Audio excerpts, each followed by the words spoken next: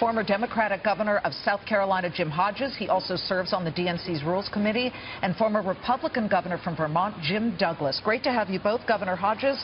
What do you make of this? First of all, are you a supporter of TPP? The big problem, for those of you who aren't familiar with it out there who might be watching, is that the concern is once you strike deals with Pacific Rim nations that pay their workers less, then products come into the United States that are cheaper, and that hurts U.S. companies and U.S. workers. Governor Hodges.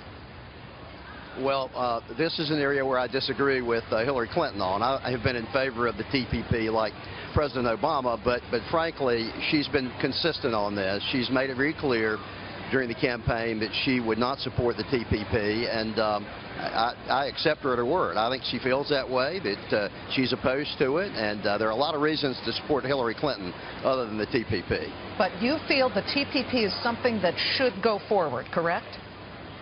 Well, I don't have a vote, and she does, and I think I understand her reasons for that. I think she's concerned about whether or not we can adequately enforce the provisions of the TPP, and I respect her position on that, and I think she's going to make a terrific president. Governor Douglas, her running mate, Tim Kaine, is somebody who has supported it in the past. He feels that it might be good.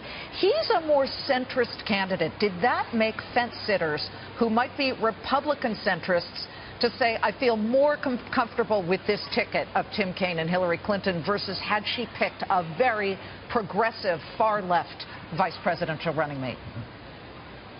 Well, Tim Kaine's a great friend. We were gubernatorial colleagues together, and I respect him greatly. I think the TPP makes sense on balance. There are some legitimate concerns about it.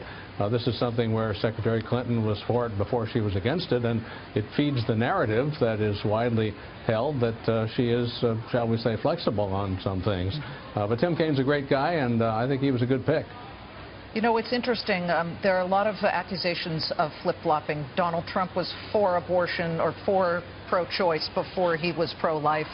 This tends to happen in elections. But to the issues that do matter, such as the economy and pushing Hillary Clinton forward, Governor Hodges, you have both President Clinton and President Barack Obama who will be out there as candidate and you know, really supporting the candidates here. Which one is more valuable to Hillary Clinton right now?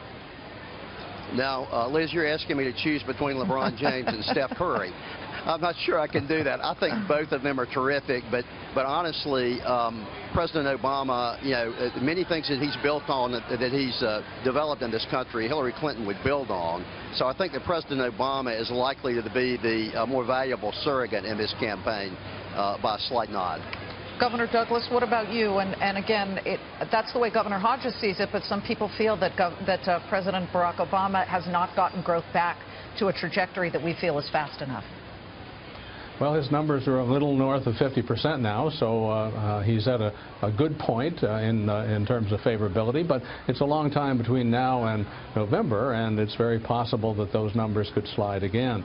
Everybody knows that her husband loves her, and we heard that from his speech. The fact that a couple of presidents are there endorsing him is more than Donald Trump had, and I think that's positive for her. And it's great to have both of you, Governor Jim Douglas, Republican of Vermont, and Governor Jim Hodges of South Carolina. Thank you very much. It's good to see both of you.